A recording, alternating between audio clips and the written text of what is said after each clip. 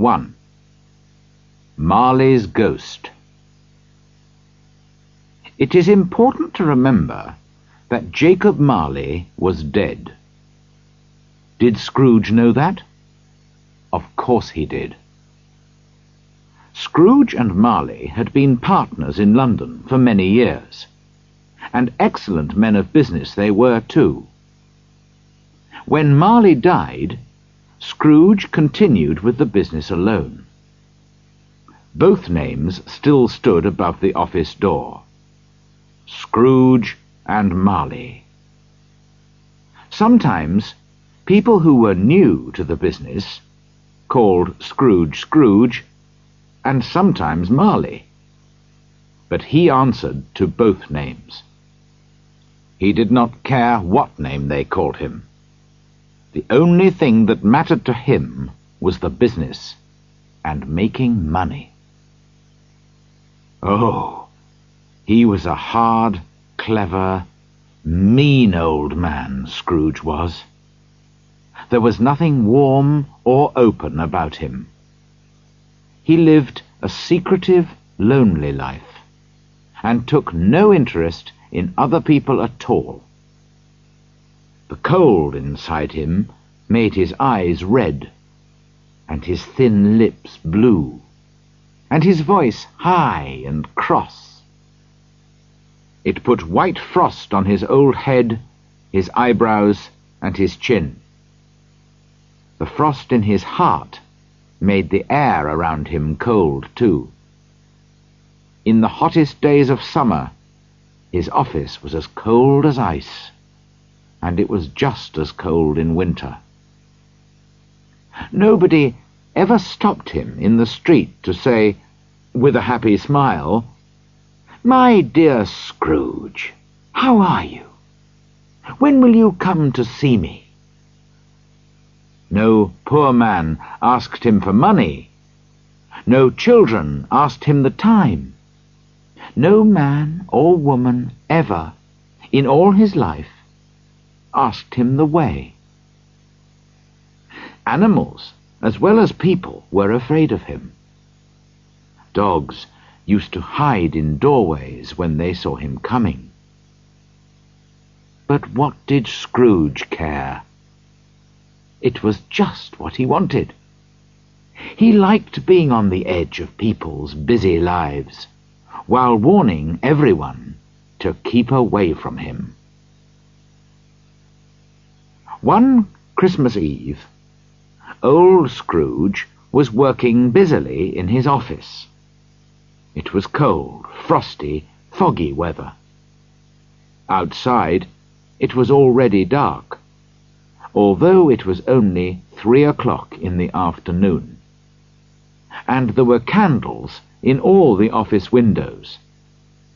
The fog covered everything, like a thick grey blanket. Scrooge kept his office door open, in order to check that his clerk, Bob Cratchit, was working. Bob spent his days in a dark little room, a kind of cupboard, next to his employer's office.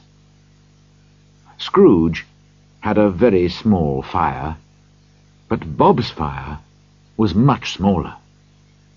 It was very cold in the cupboard, and Bob had to wear his long white scarf to try to keep warm. "Merry Christmas, Uncle! God bless you!" cried a happy voice. Scrooge's nephew had arrived. "Bah!" said Scrooge crossly. "Humbug!" "Christmas is humbug? Surely you don't mean that, Uncle," said his nephew. "I do," said Scrooge. "Why do you call it Merry Christmas? You're too poor to be merry." "Well," replied the nephew, smiling, "why are you so cross? You're too rich to be unhappy." "Of course I'm cross," answered the uncle, "when I live in a world full of stupid people like you. You say, Merry Christmas. But what is Christmas? Just a time when you spend too much, when you find yourself a year older and not an hour richer, when you have to pay your bills. Everyone who goes around saying Merry Christmas should have his tongue cut out. Yes, he should.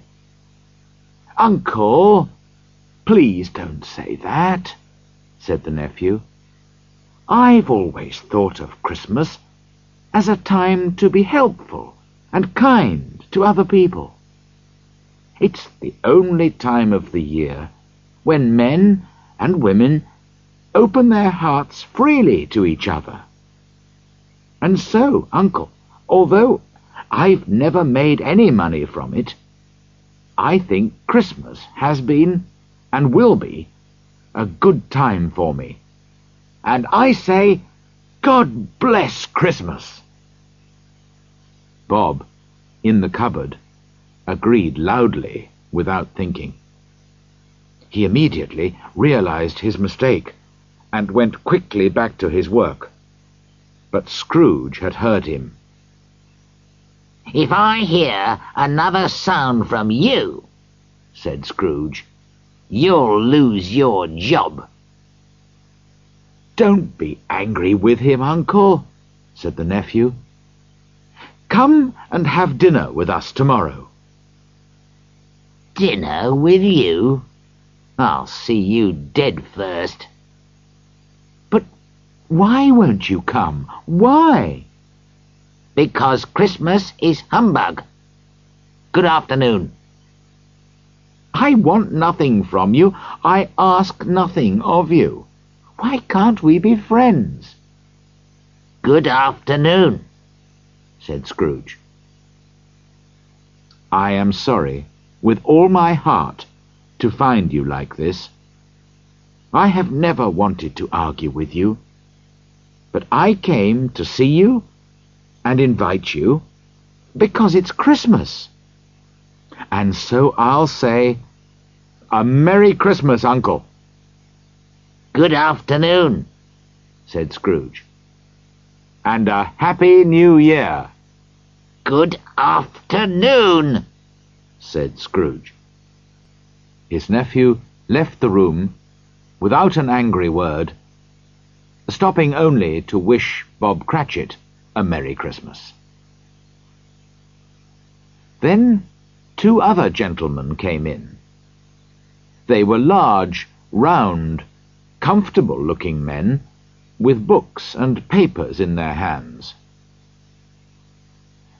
"This is Scrooge and Marley's, I think," said one of them, looking at the papers that he was carrying. "Am I speaking to Mr. Scrooge or Mr. Marley?" Mr. Marley is dead, Scrooge replied. He died 7 years ago today, on Christmas Eve. "I'm sure that you are just as kind to the poor as your partner," said the gentleman, smiling. What was true was that Scrooge was just as mean as Marley, and Marley had been just as mean as Scrooge. "At this happy time of year, Mr. Scrooge," the gentleman went on, taking up his pen, "we should help poor people who have no food or clothes or homes." Are there no prisons? asked Scrooge coldly. "Plenty of prisons," said the gentleman. And the workhouses, where poor people can live and work? Are they still open? "Yes, they are, I'm sorry to say." I'm happy to hear it, said Scrooge. I thought, from what you said at first, that perhaps these useful places were closed for some reason. "But some of us feel," replied the gentleman, "that these places don't offer enough to poor people. We're hoping to give some meat and drink, and wood for a fire, to people who need all these things. This is a time when we should all be able to enjoy ourselves. How much will you give, sir? Nothing, Scrooge replied. I don't have a Merry Christmas myself, and I won't pay for other people to be merry. We all have to pay for prisons and workhouses. They cost enough. The poor will have to go there. Many can't go there, and many prefer to die. If they prefer to die, why don't they die then? There are too many people in the world, so it's a good thing if some of them die. All this is none of my business. It's enough for a man to understand his own business, and not to think about other people's. I'm a very busy man. Good afternoon, gentlemen. The gentlemen shook their heads a little sadly and left the office. Scrooge went back to his work, feeling pleased with himself. Now the fog was at its thickest outside, and the cold was biting. Lights shone brightly from the shop windows. People were hurrying here and there, rich and poor alike, to buy what they needed for tomorrow's Christmas dinner. At last it was time to close the office. Scrooge got up slowly from his desk. Bob was waiting for this moment, and he immediately put on his hat. You'll want a holiday all day tomorrow, I suppose, said Scrooge. If you don't mind, sir. I do mind. It's not fair.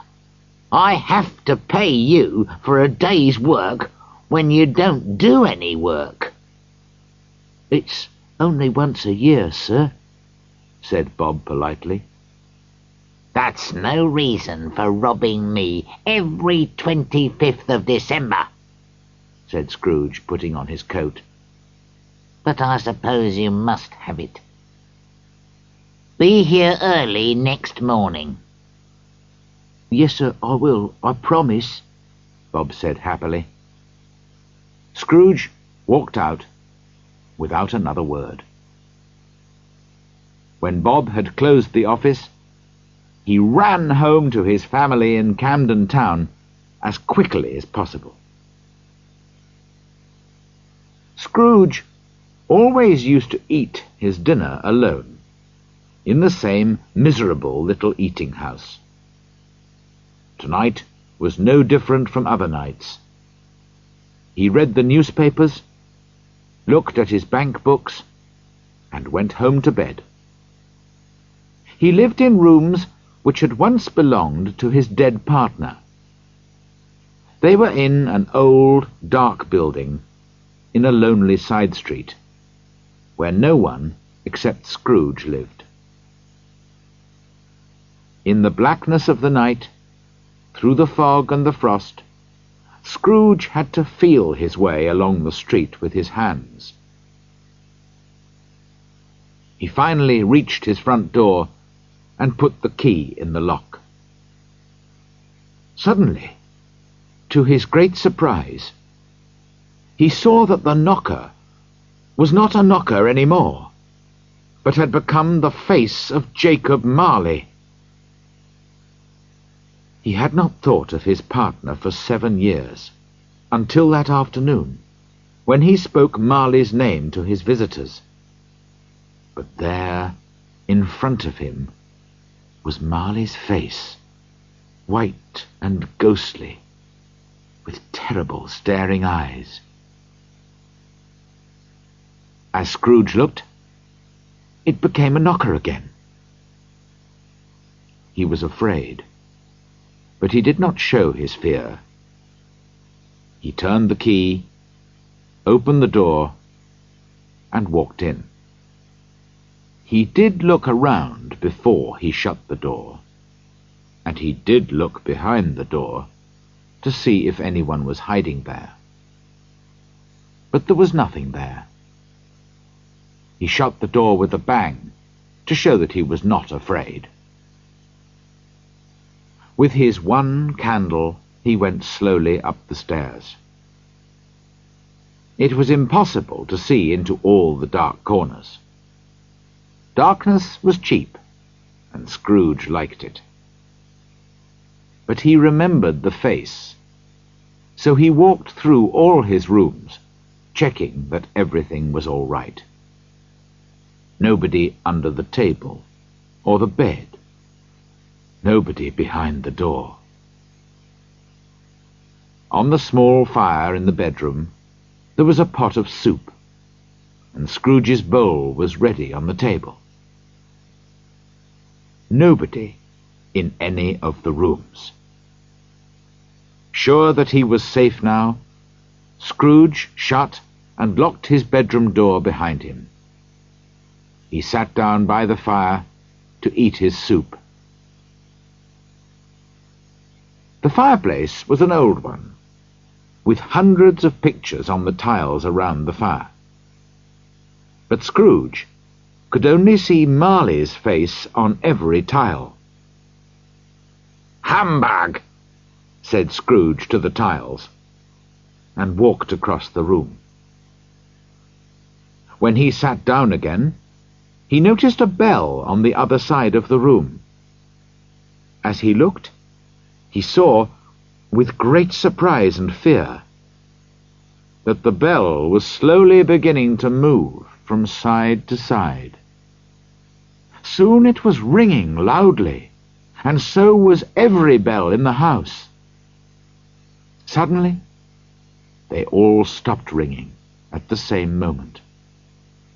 And then came a strange noise from down below.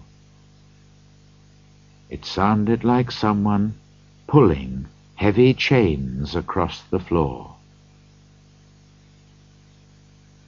Scrooge remembered hearing that ghosts in old houses sometimes pulled chains behind them. Then a door below opened with a crash, and the noise started coming up the stairs. It was coming towards his door. "It's humbug still!" cried Scrooge. But the colour left his face when, without stopping, it came straight through the heavy locked door and appeared in front of him. It was Marley's ghost. Scrooge could see right through its body. Around its middle was a long chain, which had money boxes, keys, bank books, and heavy purses on it. The ghost's death-cold eyes stared fixedly at Scrooge. "Well?" said Scrooge, trying to pretend that nothing strange was happening. "What do you want? And who are you?" "In life I was your partner, Jacob Marley." "It's humbug, I tell you," said Scrooge. "There are no ghosts." But when he said this, the ghost gave a terrible cry and shook its chain in a very frightening way. At once Scrooge fell on the ground in great fear, crying, "Yes, yes, you are real. I see that now. Why have you come? Why do ghosts come back from the dead? Tell me, Jacob." "The spirit of every man who does not help other people in life has to travel endlessly through the world after his death. We have to carry the chains that we made for ourselves in our lifetime. Do you, Ebenezer Scrooge, recognize my chain? It is very like the one that you wear." Scrooge looked around him, but could see no chain. "Jacob," he said, "please tell me more." "I cannot help you much, Ebenezer. I cannot rest. I cannot stay anywhere for long. I have been dead for 7 years, and all that time I have been traveling on the wings of the wind. No peace, no rest for me in death, because I was never good or kind in life." "But you were always a good man of business, Jacob," said Scrooge, who was now beginning to worry about his own life. "Business," cried the ghost miserably. "Why didn't I think of people as my business? I thought only about making money, not about being kind and helpful to other people. Listen to me, Ebenezer. I am here tonight to warn you. You still have a chance to save yourself from what has happened to me. 3 spirits will come to visit you. The first tomorrow at 1 o'clock. The second at the same time the next night. And the third at midnight the following night. You will not see me any more, and for your own peace after death, remember what I have told you." The spirit walked slowly backwards to the window, which began to open. When the ghost reached the window, it held up its hand, and Scrooge listened. He could hear a noise of sad crying in the air. The spirit began to cry too, and it moved out into the frosty, dark night to join the others. Scrooge ran to the window. Outside, the air was full of spirits, all wearing chains like Marley's ghost, all crying miserably as they realized, too late, the terrible mistakes that they had made in their lives. Little by little, the spirits and their voices disappeared into the fog and the darkness, and the night was silent again. Scrooge closed the window and checked his bedroom door. It was still locked. He started to say, "Humbug," but stopped suddenly. Perhaps because he was very tired, or because it was late, he went straight to bed without taking off his clothes, and fell asleep immediately. Side 2.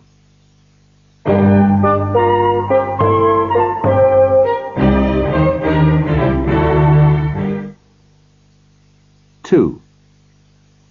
The first of the 3 spirits. When Scrooge woke up, it was very dark in the room. He heard the church clock start striking, and listened to see what the time was. To his great surprise, the heavy bell went on striking up to 12, then stopped. 12 o'clock? It was past 2 in the morning when he had gone to bed. The clock must be wrong. He looked at his watch. It said 12 o'clock too. Have I slept all day? Is it the next night already? Scrooge asked himself. Or has something happened to the sun? Perhaps it's midday, not midnight. But that's impossible. He climbed out of bed and felt his way to the window. But there was nobody outside in the dark, foggy streets, and he realized it must be night time. He went back to bed again, but could not sleep. He was worried because he could not understand what was happening. Was Marley's ghost a dream? He wondered. But it seemed very real. He lay awake until he heard the clock striking 1/4 to the hour. Suddenly he remembered. The ghost had warned him that a spirit would visit him at 1 o'clock. He decided to stay awake until 1 o'clock had passed. The 1/4 of an hour passed very slowly, but at last he heard the clock striking the 4 quarters. It's 1 o'clock, cried Scrooge delightedly. and nothing has happened. But he spoke before the hour bell had sounded. The clock now struck a deep, sad 1.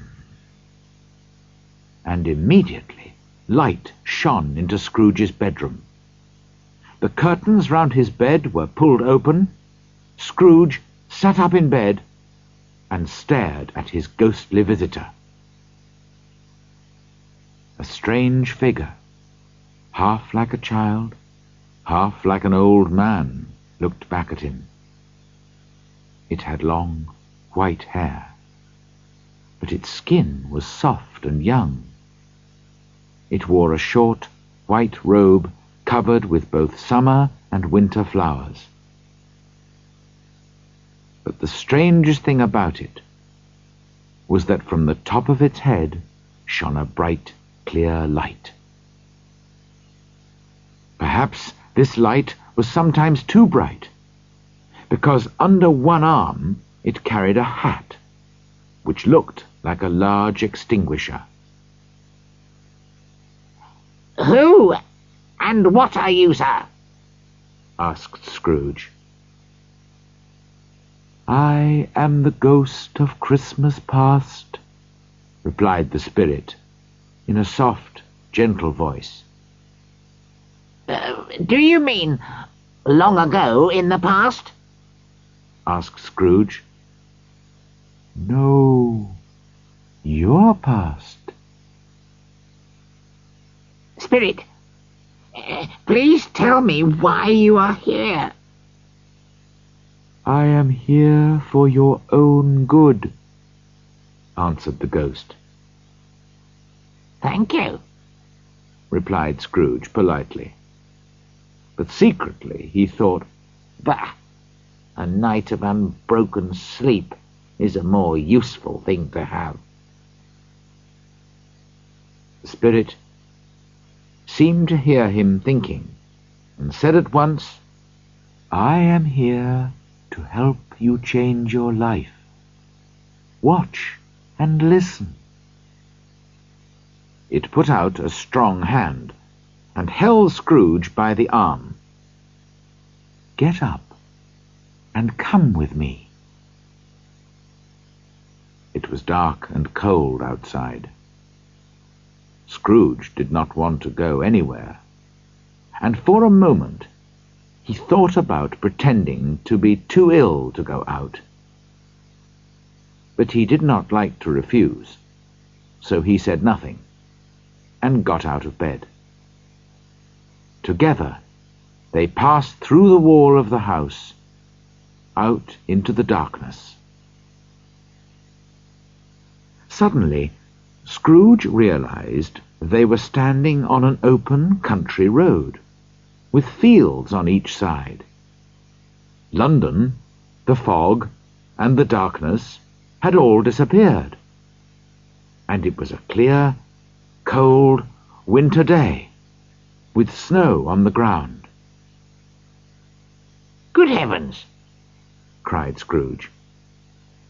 "I was born near here. I remember it well." The spirit looked kindly at the old man.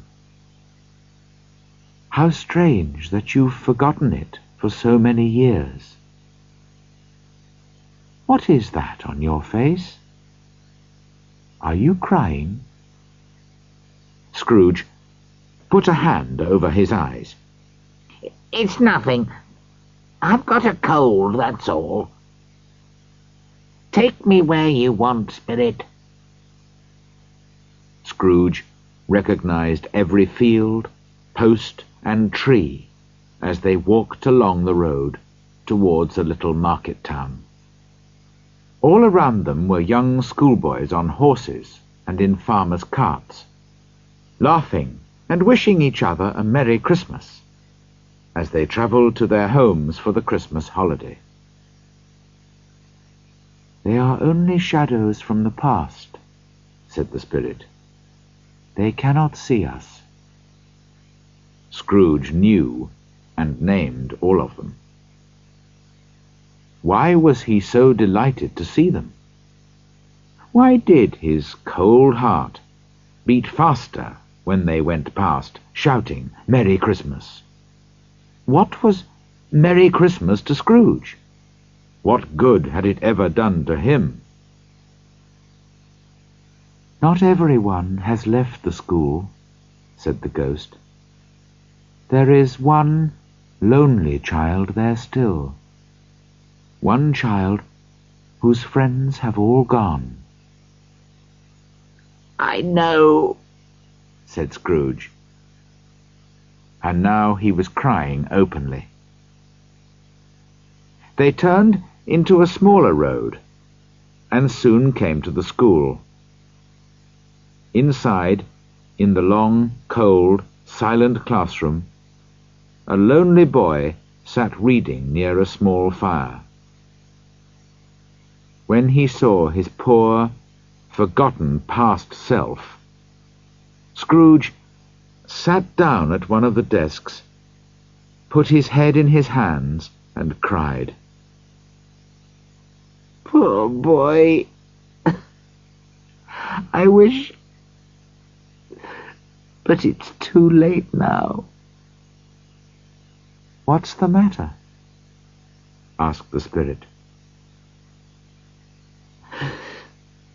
"There was a boy singing Christmas carols at my door yesterday.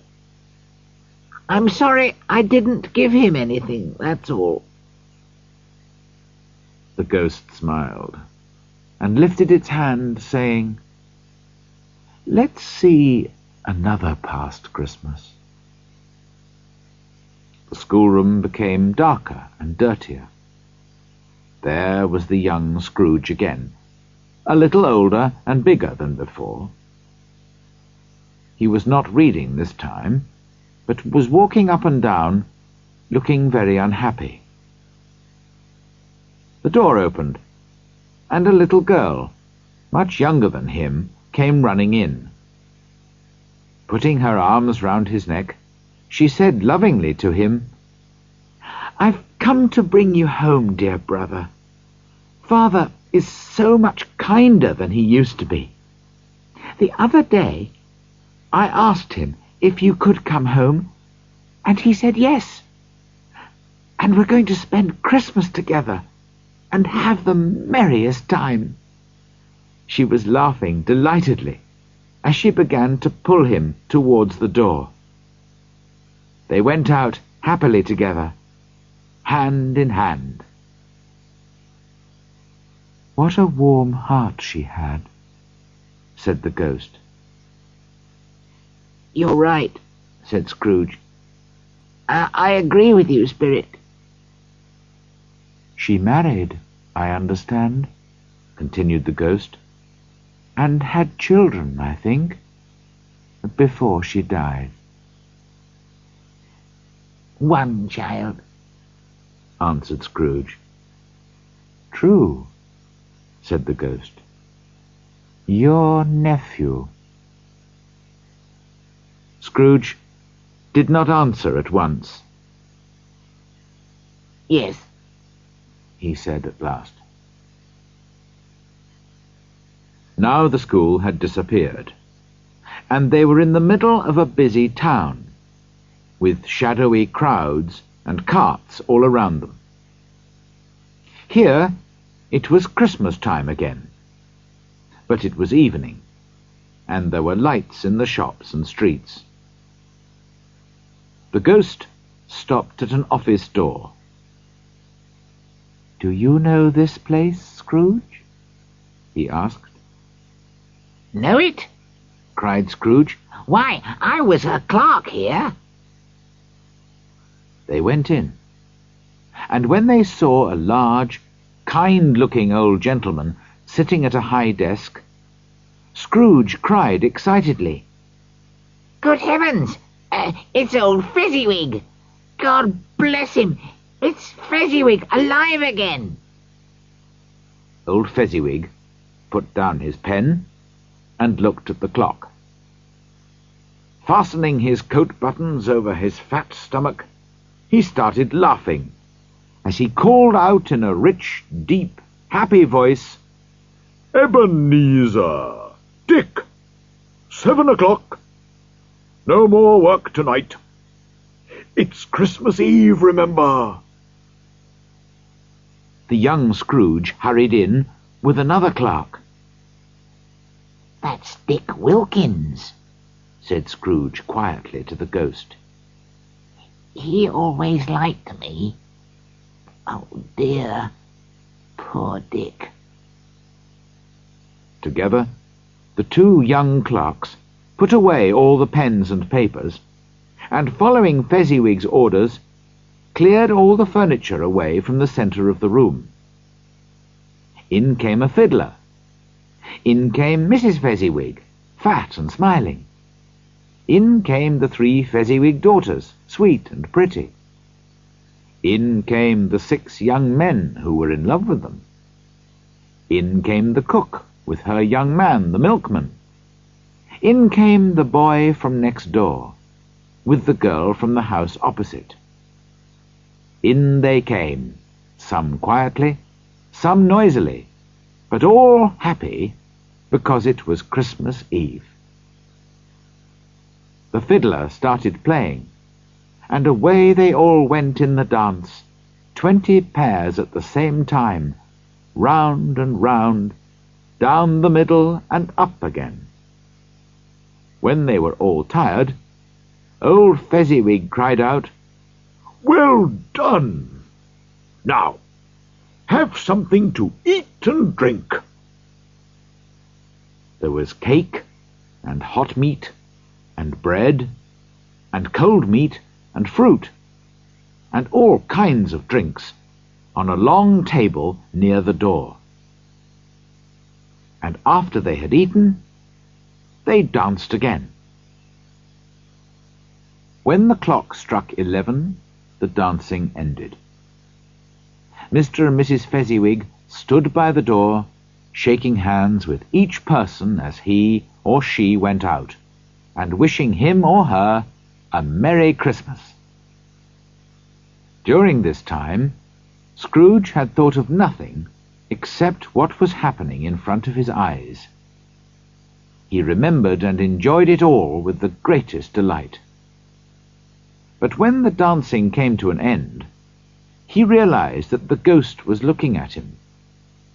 The light on the spirit's head was burning very clearly. "It seems easy enough to amuse these childish people," said the ghost. It was nothing much that Fezziwig did, was it? After all, he only spent a few pounds on food and drink and paying the fiddler. "It isn't a question of money," replied Scrooge warmly. He was speaking like the young man he used to be, not the old man he was now. "No, Spirit. You see, our employer can make us happy or sad. His words, his looks, all these things are so important. The happiness that he gives is just as valuable as money." He suddenly stopped speaking when he felt the spirit watching him closely. "What's the matter?" asked the ghost. Nothing," said Scrooge. "just that I'd like to be able to say a word or two to my clerk now." Now Scrooge could see himself again. He was older now, and it was clear that he was beginning to show an unhealthy interest in money. His eyes were restless, and his mouth looked thin and mean. He was not alone, but was sitting beside a lovely young girl. The light that shone brightly from the ghost of Christmas past showed that she was crying. "I know it doesn't matter very much to you," she said softly. "You care about gold more than you care about me. Perhaps I shouldn't be sad. Money will give you the happiness that I wanted to give you." "But I haven't changed towards you, have I?" "You have changed. We promised to marry a long time ago, when we were both poor and happy to be poor. I have stayed the same, but you have different hopes and dreams now. I loved the man that you used to be, but I know that you do not wish to marry me any more.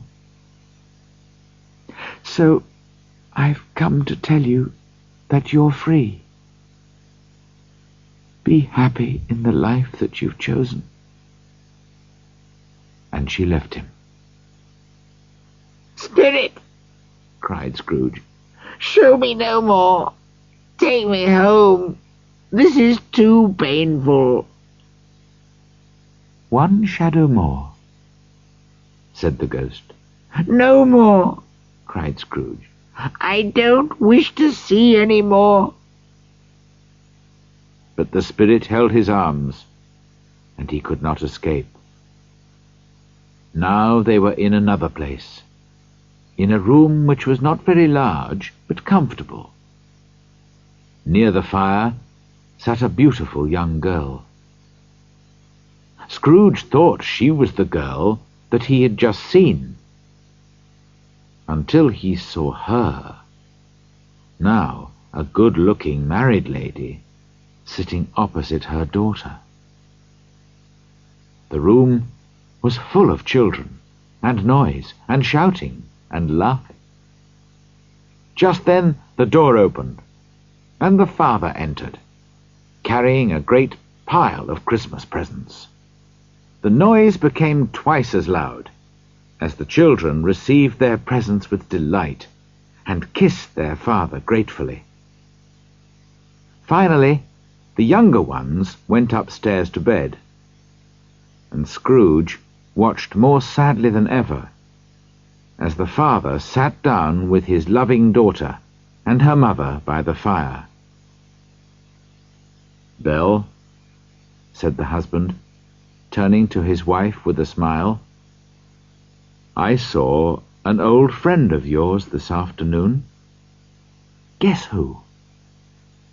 "Mr. Scrooge. He was sitting alone in his office. His partner is dying, and I don't think he has any other friends." "Spirit," said Scrooge in a broken voice, "take me away from this place." "These are shadows of the things that happened in the past," said the ghost. "You chose the life that you preferred, so why cry now?" "I can't watch any more. It's too awful. Leave me alone, Spirit." And Scrooge, noticing that the ghostly light was burning high and bright, suddenly took the extinguisher and pushed it down hard on the spirit's head. But although it covered the ghost's head and body, Scrooge could not hide the light, which continued to shine out strongly from underneath. Now Scrooge found himself back in his own bedroom again. Feeling very tired, he climbed into bed and at once fell into a deep, heavy sleep. Cassette 2, Side 1.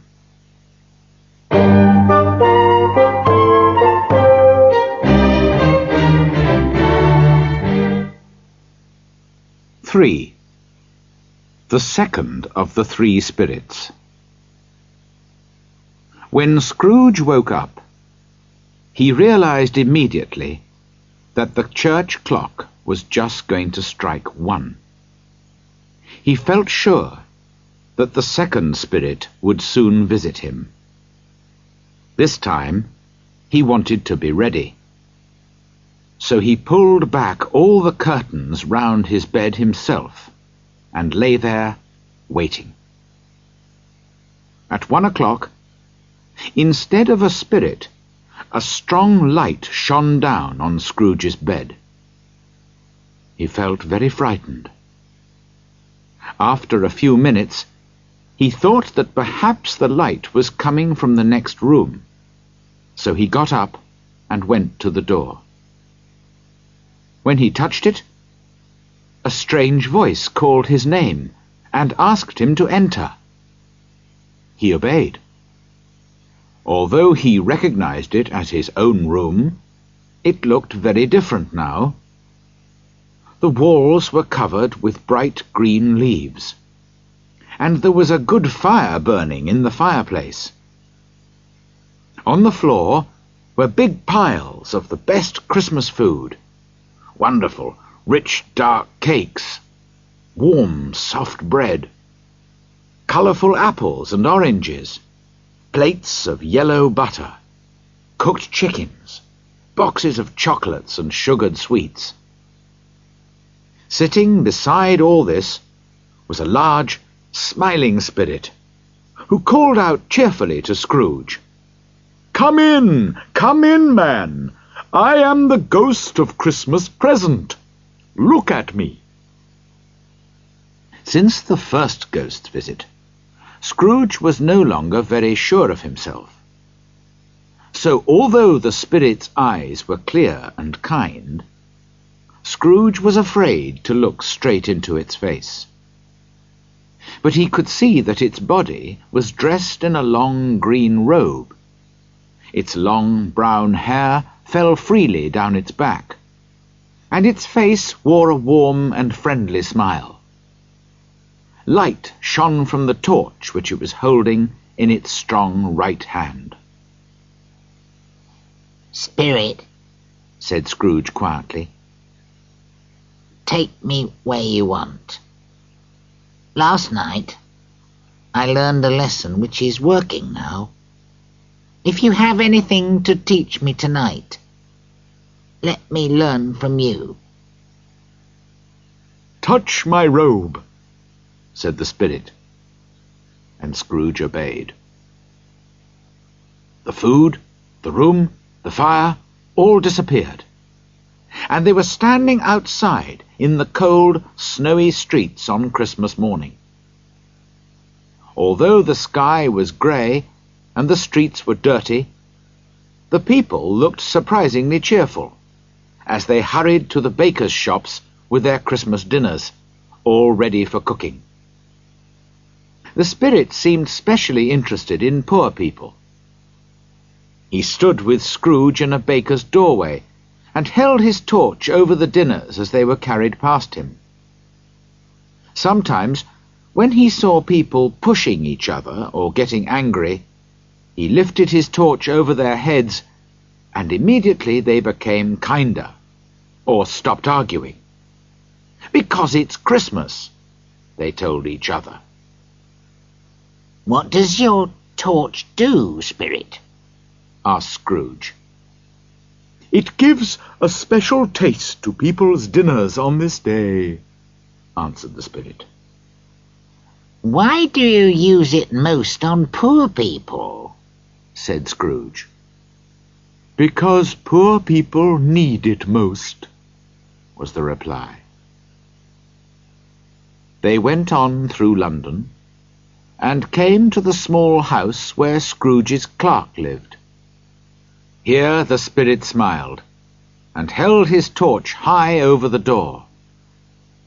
Inside, Bob Cratchit's wife and second daughter Belinda, in their everyday dresses, but looking clean and pretty, were putting plates on the table for their Christmas dinner. Bob's son Peter was helping to cook the potatoes, and two smaller Cratchits, a boy and a girl, were running round excitedly. Just then the eldest daughter, Martha, arrived home from work. "Here's Martha, Mother," cried the two young Cratchits happily. "We're having a really big chicken for dinner, Martha." In fact, it was only a small chicken, but it seemed large to the excited children. "My dear, how late you are," said Mrs. Cratchit, kissing her daughter several times. "We were so busy yesterday, Mother," replied the girl. "That's why we didn't finish until this morning." "Well, never mind, now that you're here. God bless you. Sit down by the fire, my dear." "No, no, Father's coming," cried the two young Cratchits. "Hide, Martha, hide." So Martha hid herself, and in came Bob, in his thin coat and long white scarf, with his son Tiny Tim in his arms. Poor Tiny Tim. He had not walked since he was born, and although he could pull himself and his thin little legs along with the help of a wooden crutch, he was not strong enough to travel far alone. "Why, where's Martha?" cried Bob, looking round. "Not coming," said Mrs. Cratchit. "Not coming?" repeated Bob, his cheerful smile disappearing. "Not coming on Christmas Day?" But Martha didn't like to worry her father for a minute, so she ran out from behind the door and kissed him, while the two young Cratchits showed Tiny Tim the chicken, now ready to eat. Scrooge and the spirit watched as the family sat down to eat. It was a poor enough meal, but to them it seemed wonderful, and they ate every bit of it. "It's the best chicken I've ever tasted," said Bob, smiling round at his family, who, with their mouths full, all agreed. And then, the most exciting moment of the day. Belinda put a clean plate in front of each person, and they all turned to look at Mrs. Cratchit as she came in from the kitchen. Her face was hot from her morning's work, but she was smiling happily as she carried in the Christmas pudding in its little circle of blue fire. Oh, it was a wonderful pudding, They were all delighted with it. "It's your greatest success in all the years that we've been married, my dear," said Bob. "Well, I did wonder how much fruit to put in it," said his wife. "But yes, it's a good one." And she laughed, just like a young girl. Nobody said that it was a very small pudding for a large family. Nobody even thought it. No Cratchit ever said or thought things like that. At last, when they had finished their meal, the children cleared the table and washed the plates. Then they all sat round the fire, eating apples and oranges. There was a large bowl of fruit and sugar and hot water, and something a little stronger. But only 3 people could drink at the same time, because the family only owned 2 glasses and a cup. But this did not worry the Cratchits at all. Now Bob lifted his glass and said, "A Merry Christmas to us all, my dears. God bless us." The family repeated his wish, and Tiny Tim said, last of all, "God bless us, everyone." He sat very close to his father, on a small chair. Bob held his son's thin little hand in his own. The boy had a special place in his father's heart. "Spirit," said Scrooge, with an interest that he had never felt before, "tell me if Tiny Tim will live." In the future, I see an empty chair by the fire, with a crutch beside it. If these shadows do not change, the child will die." "No, no," said Scrooge. "Oh, no, kind spirit. Say that he will live." If his life does not change soon, he will die before next Christmas. What does that matter? There are too many people in the world, so it's a good thing if some of them die." Scrooge was ashamed and sad to hear his own words spoken by the spirit. But he lifted his head when he heard his name. "Mr. Scrooge," said Bob. "let's drink to Mr. Scrooge, whose money has paid for this meal." "His money?" said Mrs. Cratchit angrily.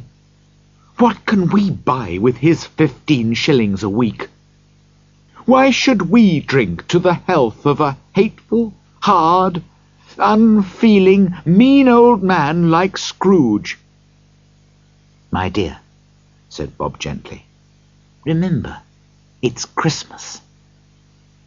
"Well, Bob, I'll drink to his health, only because of you, and because it's Christmas.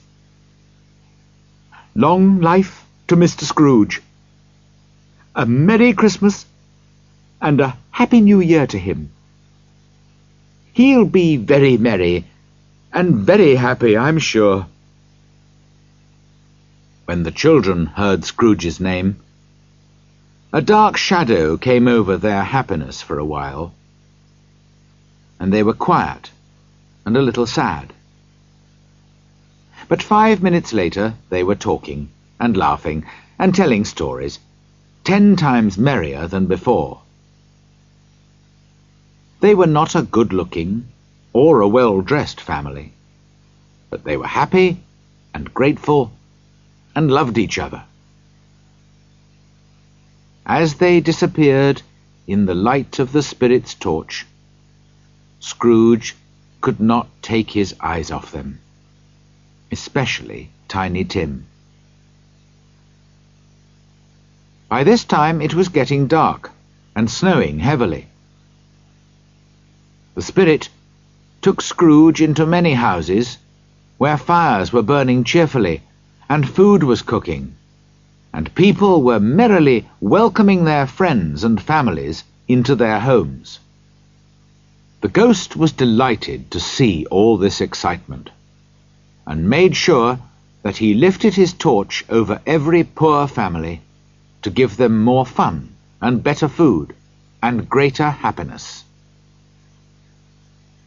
Then the spirit took Scrooge away from the busy capital to a wild, lonely place in the country, where no trees grew. Here they visited a small stone house, a long way from any town or village, where an old man and woman were singing Christmas carols with their children and grandchildren.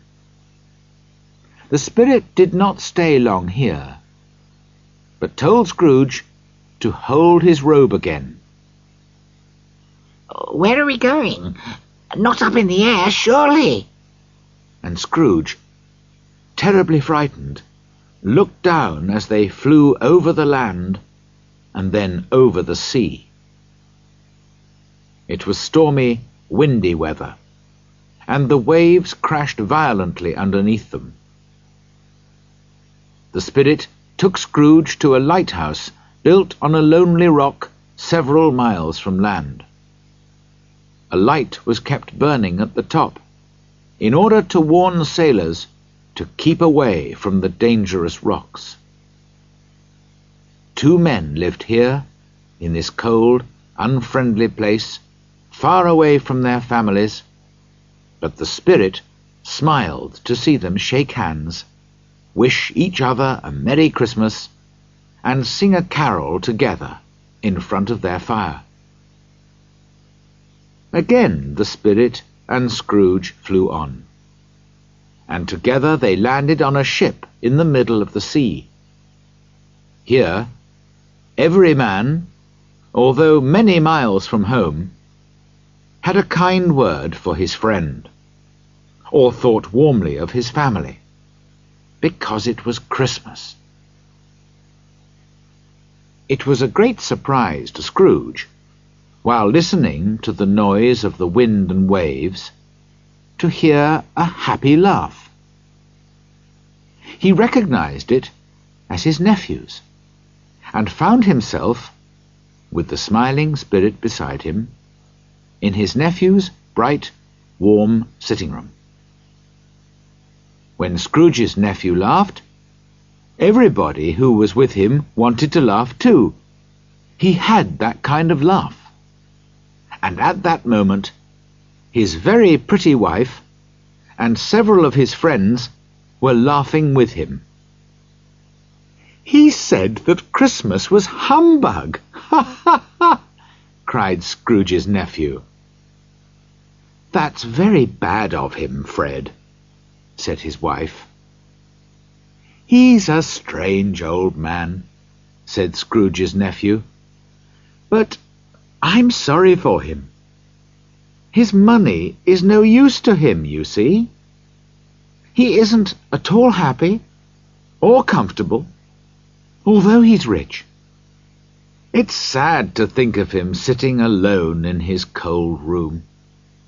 And so I'm going to invite him every Christmas. He can be cross and miserable if he likes, but I'll go on inviting him, and one day, perhaps, he'll think better of Christmas." After tea, the cheerful little group sang songs and played music. Scrooge recognized the song that his little sister used to sing, and remembered sadly what the ghost of Christmas past had shown him. Later, the friends played guessing games, and Scrooge joined in the games with delight. Nobody except the spirit could hear him, but he often guessed the right answer. "It's time to go now," said the ghost, smiling at the old man's childish excitement. "No, spirit, please. Let me stay a little longer. Look, they're playing a new game. It was a game called Yes and No, in which Scrooge's nephew had to think of something, and the others had to ask questions to discover what it was. The only possible answers were yes or no. Scrooge heard that Fred was thinking of a living animal, a wild animal, sometimes an angry animal, which lived in London and walked in the streets. Every time he answered a question, Fred could not stop himself laughing. At last, his wife's dark, pretty sister started laughing too. I know what it is, Fred. I know, she cried out. It's your Uncle Scrooge. Everyone laughed until they cried. What a wonderful game! What a clever idea of Fred's! But at last Fred dried his eyes and said, We've been very merry because of him, so I think we should drink to his health. Here's to Uncle Scrooge. A Merry Christmas and a Happy New Year to the old man. Uncle Scrooge! To Uncle Scrooge! They all cried, cheerfully lifting their glasses. Uncle Scrooge wanted to thank them, but the spirit hurried him away. The ghost seemed much older now. His brown hair had become grey. Are spirits' lives so short? Asked Scrooge. My life in this world ends at midnight tonight. Listen, it's 1:15 now. The church clock was striking the 3/4. Excuse me for asking, Spirit, said Scrooge, but what are those strange things near your foot? Oh, man, look here, said the spirit sadly, and brought out from under his robe 2 ghostly figures, a boy and a girl. They were thin and poorly dressed, with cold, mean eyes and dry yellow skin, and their faces showed only a frightening and murderous hate. Scrooge had never seen anything so terrible or so sad. These miserable children are man's, said the spirit. The boy is crime, the girl is need. They will destroy man if nothing is done about them. Can't anyone help them? Cried Scrooge. Are there no prisons? Said the spirit, turning on Scrooge for the last time with his own words. Are there no workhouses? The clock struck 12. Scrooge looked, but could no longer see the ghost or the children. He was alone again.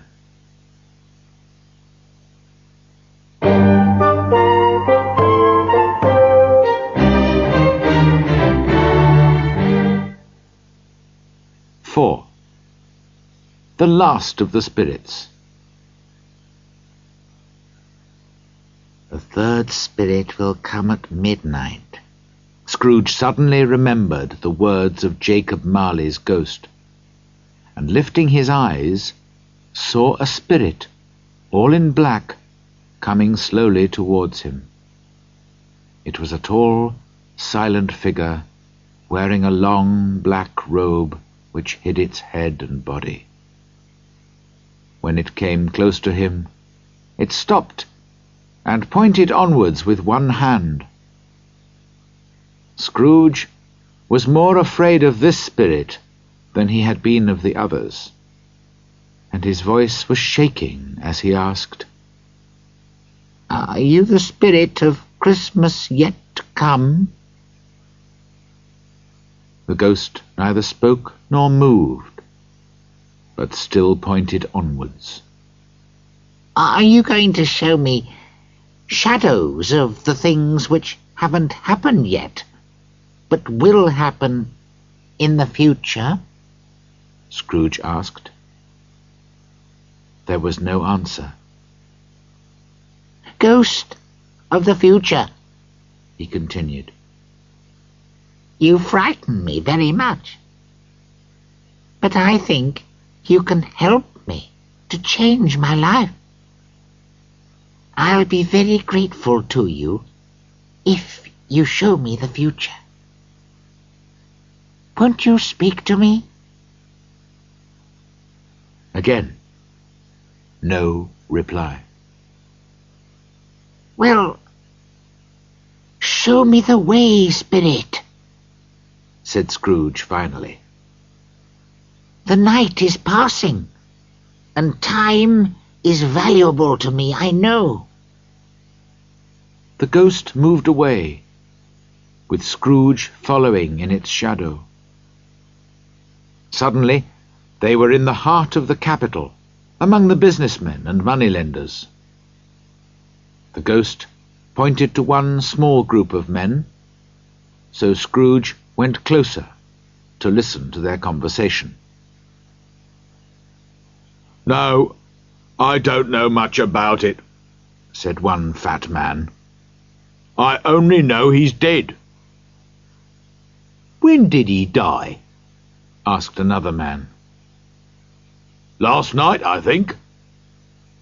"Why? What was the matter with him?" asked a third. "I've no idea," replied the fat man, looking bored. "Who cares?" "What's he done with his money?"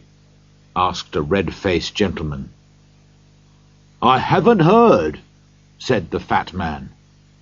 "He hasn't left it to me, that's all I know." They all laughed at this. Scrooge knew the men, and looked towards the spirit, hoping it would explain what the conversation meant. But the ghost moved on, pointing at two more men. Scrooge listened again. He knew these men well. They were rich and important, and he had often done business with them. "How are you?" said one. "How are you?" replied the other. "Well," said the first, "the old man has died at last, has he?" "So they tell me," replied the second. "Cold, isn't it?" "Nice and frosty for Christmas. Good morning." Not another word. That was the end of their meeting. Scrooge wondered why the spirit wanted him to hear these conversations. What could they mean? The dead man could not be his partner Jacob, because he was already dead. Scrooge watched carefully, trying to understand. He looked round for his own shadow, but could not see himself anywhere. "Perhaps that's not surprising," he thought, "because if I change my life, and I'm planning to do that, I won't be the same person in the future." Just then he noticed the spirit standing quiet and dark beside him, with its pointing hand. He felt the unseen eyes staring fixedly at him behind the black robe. Scrooge's body shook, and he felt cold. Side 2.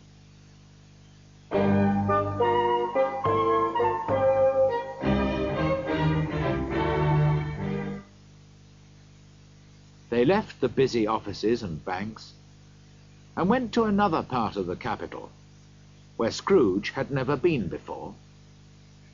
The streets were narrow and dirty, the houses miserably poor, the people unwashed and half-dressed. Down one street there was a small shop, where an old man was sitting waiting for customers. His business was buying old furniture or clothes and selling them again to the poorest people in London. As Scrooge and the spirit watched, 3 women arrived at the shop door at the same time, each carrying a large bundle. They looked very surprised and a little ashamed to see each other. Suddenly, they all started laughing. "Ladies, you couldn't find a better place to meet," said Joe, the old man, getting up. "Now, come inside and show me what you've got to sell." Inside, the first woman put her bundle on the table and said, "I don't care if everybody knows where this comes from. We all have to take care of ourselves. He always did." "That's right," agreed the second woman. "Very true," agreed the third. "Does a dead man need these things?" continued the first woman. "And why was he so mean while he was alive? We all worked for him, didn't we? Cleaned his house, washed his clothes, cooked his soup. And what did we get? 3 shillings a week. It's no surprise that he died alone, with no friends around him." "You never spoke a truer word," said the second. "He was a bad man. We all know that," said the third. "Now, what have we here?" said old Joe, opening the women's bundles. "Buttons, pencils, boots, silver spoons, some excellent bed curtains, blankets, and a very good shirt," he added, feeling the fine cotton. "Yes, it was his best," said the first woman. "They put it on him after he died. But he doesn't need it now that he's dead.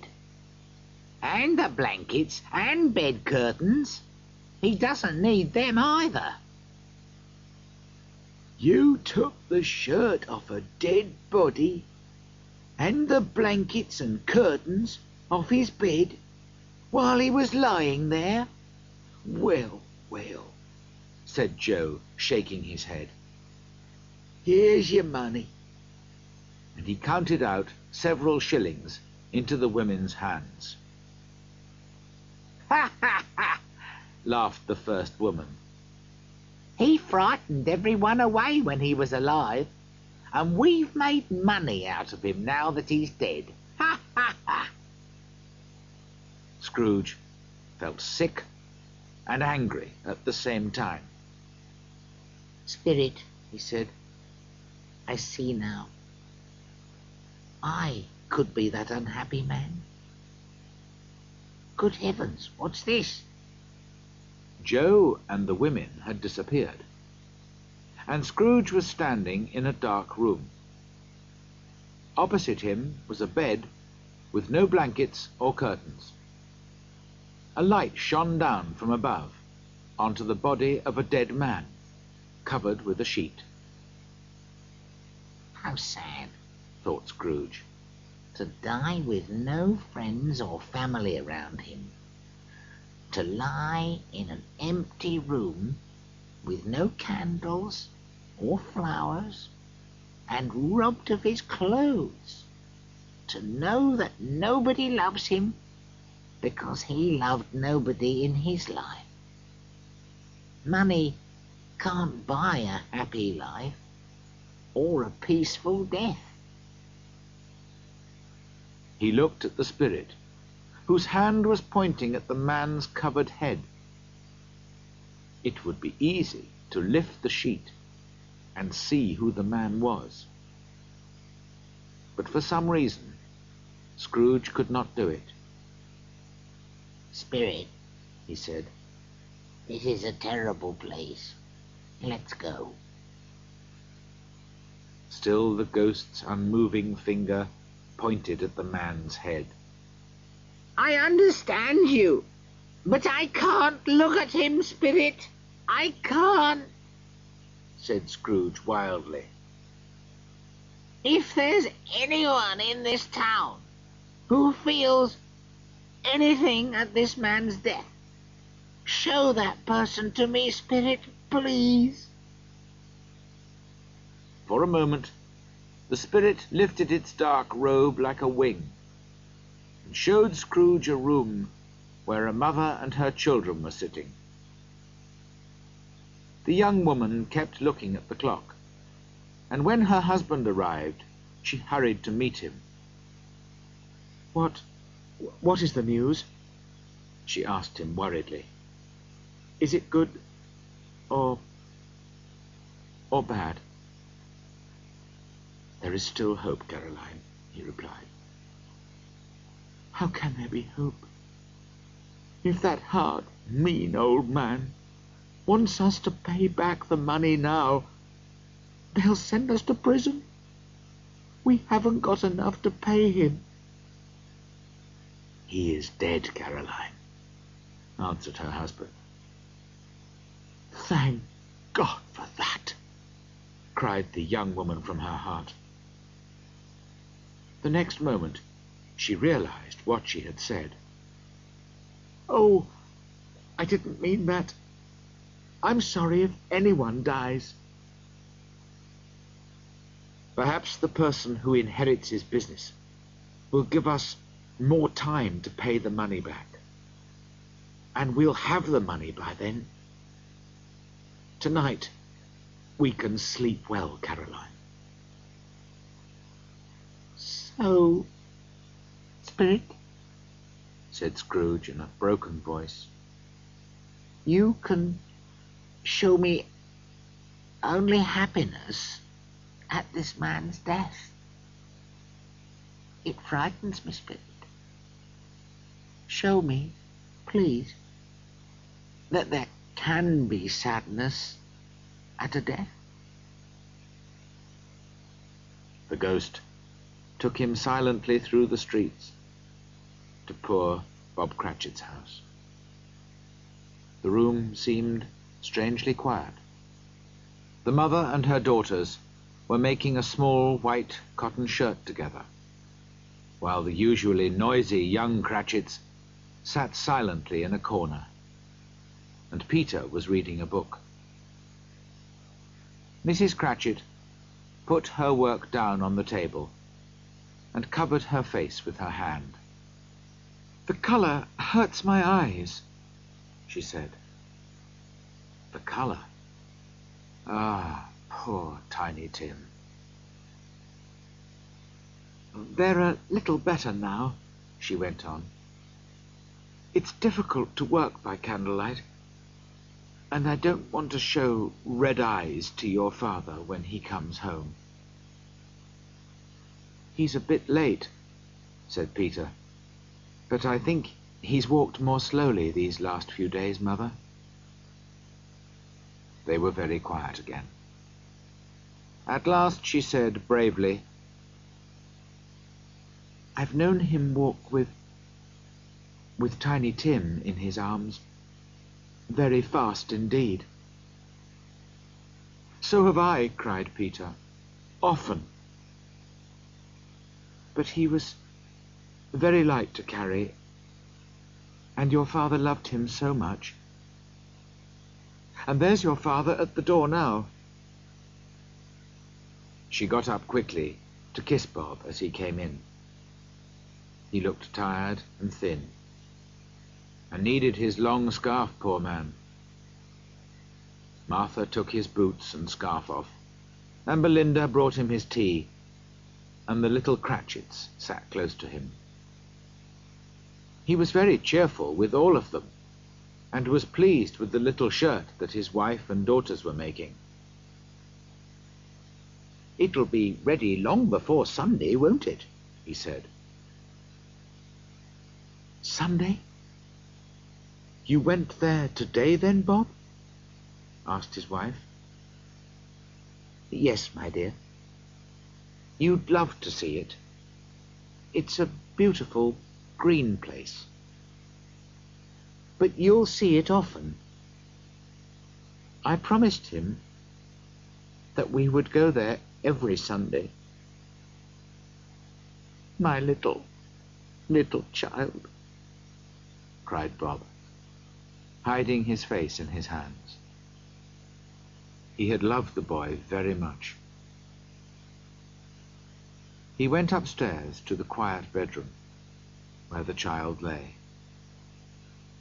Poor Bob sat down beside him, and when he felt calmer, he kissed the little face and went downstairs again, almost happy.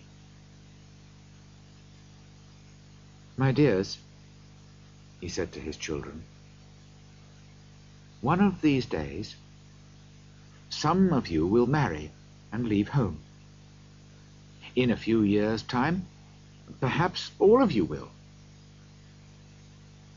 But I'm sure none of us will ever forget Tiny Tim, will we?"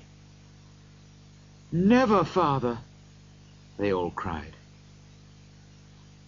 "And I know," said Bob, "that when we remember how patient and gentle he was, although he was only a little child, we won't argue among ourselves.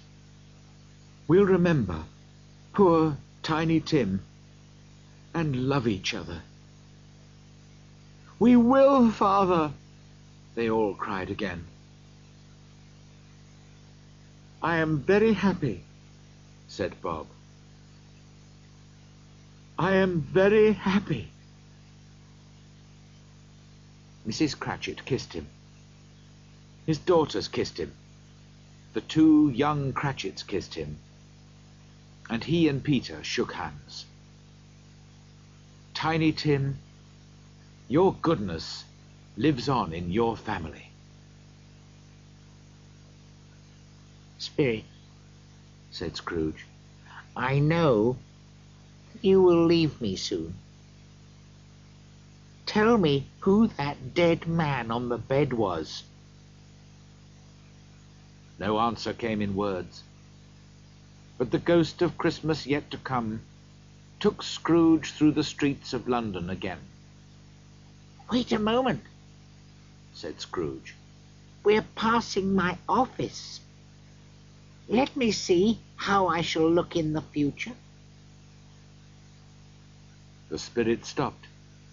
Its hand was pointing away from the office, but Scrooge hurried up to the window and looked in. It was an office still, but not his. The furniture was not the same, and the figure in the chair was not himself. The ghost continued to point onwards, and Scrooge followed. They reached a church and entered the churchyard. Here, among the untidy graves and the uncut grass, lay the miserable man whose name Scrooge would soon learn. It was a lonely place, most suitable for a man so unloved. The spirit stood and pointed down at one of the graves. Scrooge was strangely afraid. "Before I look more closely at that gravestone," he said, "answer me one question. Are these the shadows of the things that will be? Or are they only shadows of the things that may be?" Without replying, the ghost pointed silently down at the grave. Scrooge moved slowly towards it, and following the finger, read on the stone his own name. Ebenezer Scrooge. Am I that man who was lying on the bed? He cried. The spirit pointed from the grave to him and back again. No, spirit! Oh, no, no! The finger was still there. Scrooge fell to the ground in front of the ghost, holding its long, dark robe. Spirit, listen. I am a changed man. I have learnt my lesson from you spirits. Why show me this terrible end if there is no hope for me? For the first time, the hand appeared to shake. Good spirit, tell me that my future will change if I change my life now. The kind hand shook again. I will remember the past and think of the future. I will be good to other people. I will keep Christmas in my heart and will try to be kind and cheerful and merry every day. Oh, tell me I can clean away the writing on this stone.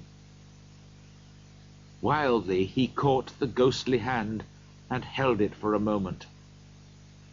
But the spirit was stronger than him and pulled its hand away. Just then Scrooge noticed that something strange was happening to the spirit. It was getting smaller and smaller, and suddenly it became a bedpost. 5. The end of the story. Yes! And the bedpost was his own. The bed was his own. The room was his own. Best and happiest of all, the future was his own to change his life in. I will remember the past and think of the future, repeated Scrooge as he jumped out of bed. God bless you, Jacob Marley, and God bless Christmas. In his excitement, he found it difficult to speak. His face was still wet from crying. Here are my bed curtains, he cried delightedly. They aren't stolen, and I'm alive. Those were only shadows of things that may be. The future will be different. I know it will. All this time, his hands were busy, hurriedly putting on his clothes. He put his left foot in his right shoe, couldn't find the buttons on his shirt, and forgot to brush his hair. I don't know what I'm doing, said Scrooge, laughing and crying at the same time. A Merry Christmas to everybody. A Happy New Year to all the world. Hurrah! There's the door which Jacob's ghost came through. There's the corner where the ghost of Christmas present sat. There's the window where I saw the travelling ghosts. It's all true. It all happened. Ha, ha, ha, ha! Really, for a man who hadn't laughed for so many years, it was an excellent laugh. The father of a long line of excellent laughs. I don't know what day of the month it is, said Scrooge. I don't know how long I've been with the spirits. I don't know anything. I'm just like a baby. Never mind. I prefer being a baby. Hurrah! Just then, he heard the church bells ring out louder than he'd ever heard before.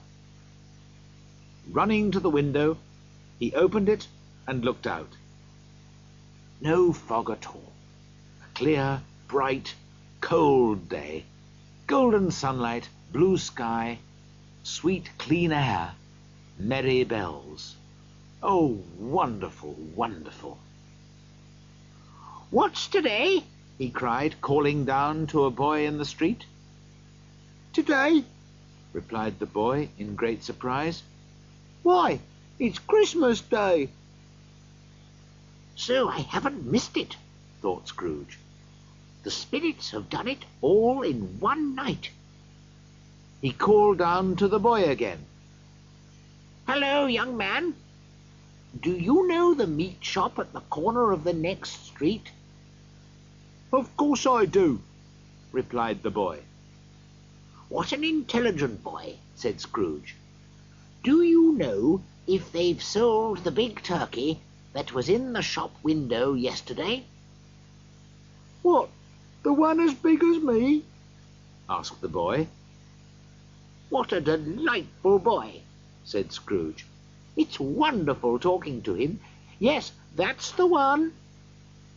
It's still there in the window, said the boy. Is it? Said Scrooge. Well, go and buy it. You don't mean it, cried the boy. I do. I'm serious. Go and buy it, and tell the man to bring it back here. Come back with the man, and I'll give you a shilling. Come back in less than 5 minutes, and I'll give you 3 shillings. The boy went off like a bullet from a gun. I'll send the turkey to Bob Cratchit's, laughed Scrooge. He'll never know who sent it. It's twice as big as Tiny Tim. He went on laughing as he wrote Bob's address, gave it to the man with the turkey, and paid for a taxi because the turkey was much too heavy to carry all the way to Camden Town. Now he finished dressing and went out into the streets wearing his best clothes. The town was full of happy, busy people, and Scrooge smiled at all of them. 3 or 4 men said cheerfully to him, "Good morning, sir, and a Merry Christmas to you." Scrooge thought these were the best sounds that he had ever heard. As he was walking, he suddenly noticed one of the comfortable-looking gentlemen who had come to his office to ask for money for the poor. Scrooge went straight up to him, took the old gentleman by both hands, and said, My dear sir, how are you? A Merry Christmas to you, sir. "Mr. Scrooge?" asked the gentleman, surprised. Yes, that's my name. I'm very sorry for what I said to you when you visited me yesterday. Will you please? And he spoke very quietly in the gentleman's ear. "Good heavens!" cried the gentleman. "My dear Mr. Scrooge, are you serious?" I am. Not a shilling less. I must tell you, I haven't given anything to anyone for years. "My dear sir," said the gentleman, shaking hands with him, "I don't know how to thank you for—" Don't say anything, please, replied Scrooge. Will you come and see me tomorrow about it? "I will," cried the old gentleman happily. Thank you, and God bless you, said Scrooge. He went to church, and watched the people, and gave children money for sweets, and discovered that he had never been so happy in his life. In the afternoon, he went to his nephew's house. He passed the door several times before he was brave enough to knock. But at last he did it, and was taken into the sitting room, where Fred and his pretty wife were waiting for their friends to arrive for dinner. "Fred," said Scrooge. "it's your Uncle Scrooge. I've come to dinner. Will you let me stay, Fred?" Let him stay? Fred almost shook his uncle's arm off. Scrooge felt at home in 5 minutes. Nothing could be merrier. And what a wonderful dinner they had. Wonderful party, wonderful games, wonderful happiness. But he was early at the office next morning. Oh, he was there early. He wanted to catch Bob Cratchit arriving late. And he did. The clock struck 9. No Bob. 1/4 past. No Bob. He was 18½ minutes late when he finally hurried in. Scrooge was sitting with his office door open. "Hello," said Scrooge in his old, hard voice. "What do you mean by coming here so late?" I'm very sorry, sir, said Bob. I am late. It's only once a year. We were rather merry yesterday, sir. "Now, I'll tell you what, my friend," said Scrooge. "I'm not going to have this any longer. And so," he continued, jumping off his chair and shaking Bob's hand, "I'm going to pay you twice as much." Bob's face went white. For a second or two, he thought that Scrooge had gone crazy. "A Merry Christmas, Bob," said Scrooge, and it was clear that he meant it. "A merrier Christmas, Bob, than I've given you for a long time. I'm going to pay you well and help you with your family. And we'll discuss it all this afternoon over a Christmas drink, Bob. Put more wood on the fire at once, Bob Cratchit, and let's be comfortable." Scrooge did everything that he had promised, and more. To Tiny Tim, who did not die, he became a second father. He became as good a friend, employer, and man as anyone in London or in the world.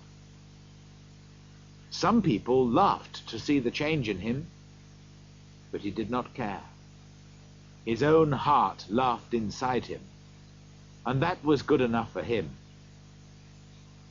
He never had any more conversations with spirits, but kept Christmas cheerfully and lived a happy life. That is what all of us want. And so, as Tiny Tim said, God bless us, everyone.